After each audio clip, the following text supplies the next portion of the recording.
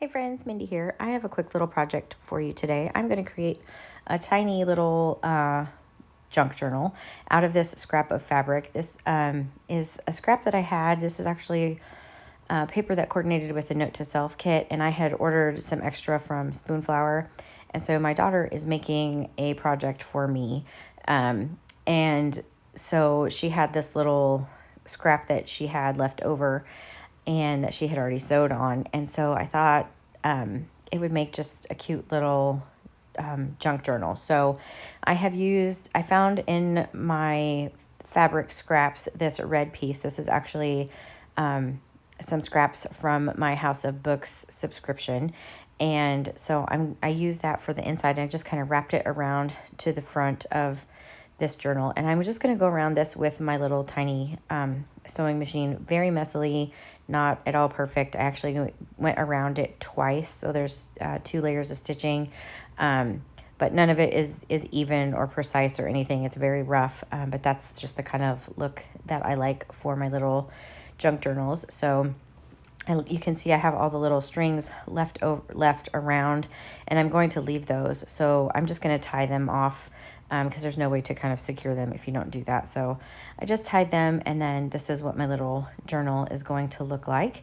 And I have a bunch of different papers that I'm going to be using. These are all from my House of Books subscription.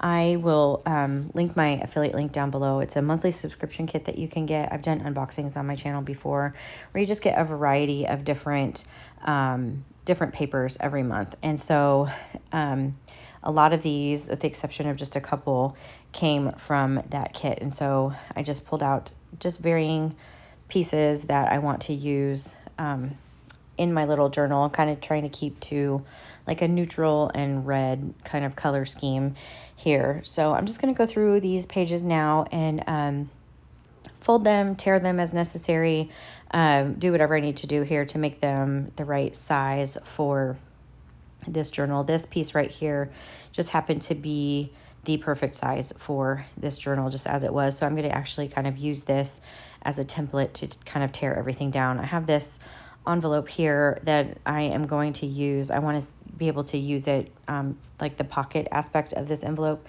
So I'm going to tear it kind of down the middle and use like the flap will be part of where it goes into the signature, if that makes sense. And so I have this, wasn't a magazine. This was like from a book. I just have a bunch of different papers here. I'll do a flip through a little further on so you can see the different kinds of pages that I added. But once I have everything kind of torn down, I'm going to create my signature. This is just going to be a one signature little journal.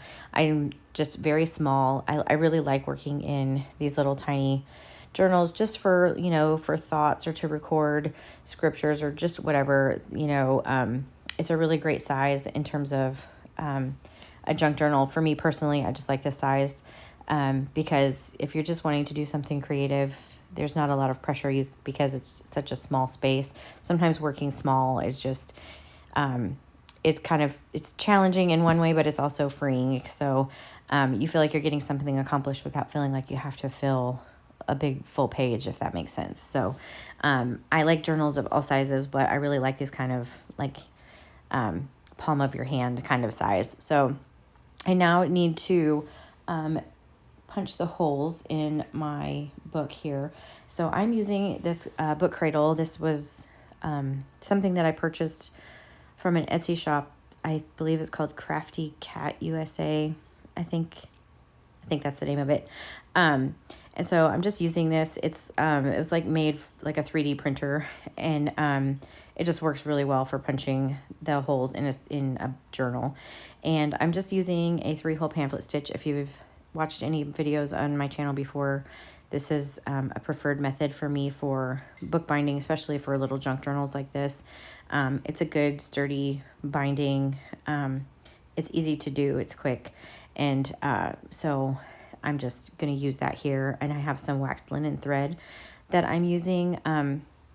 So whenever you're doing this, you need a thread that's about 2.5 times the length of your journal.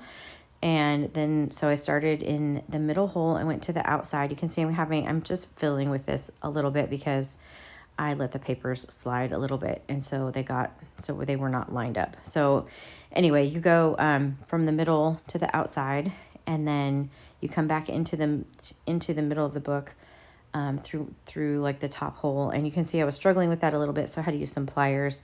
It's because the fabric is really thick. So, and now I'm going back down to the bottom hole and back out to the outside. You can see I'm just, again, fiddling with that hole in that fabric just a little bit.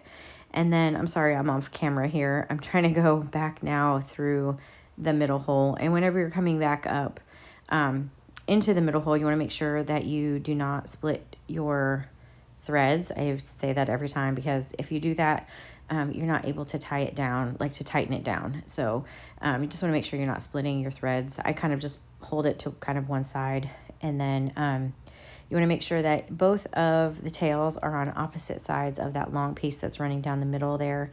And then you can kind of pull it tight and just make sure everything is really tight in the journal. And then I'm just going to tie this with a square knot.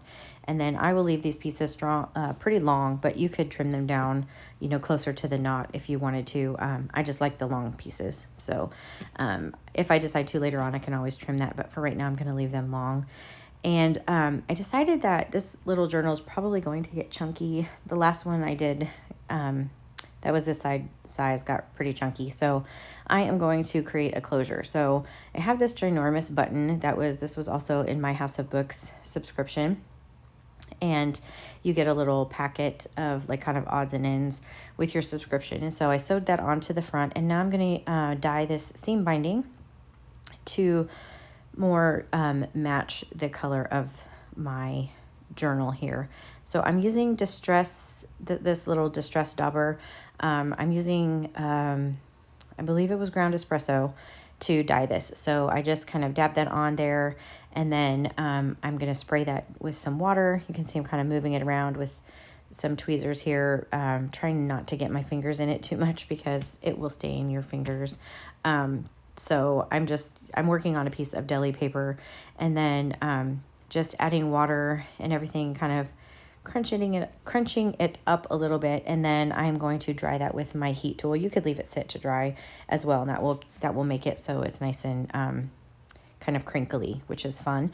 And then I'm just tying a knot in each end of this seam binding here, and that's just going to help it stay secure on my button. So I'm just going to wrap this around, and then this will wrap around my journal.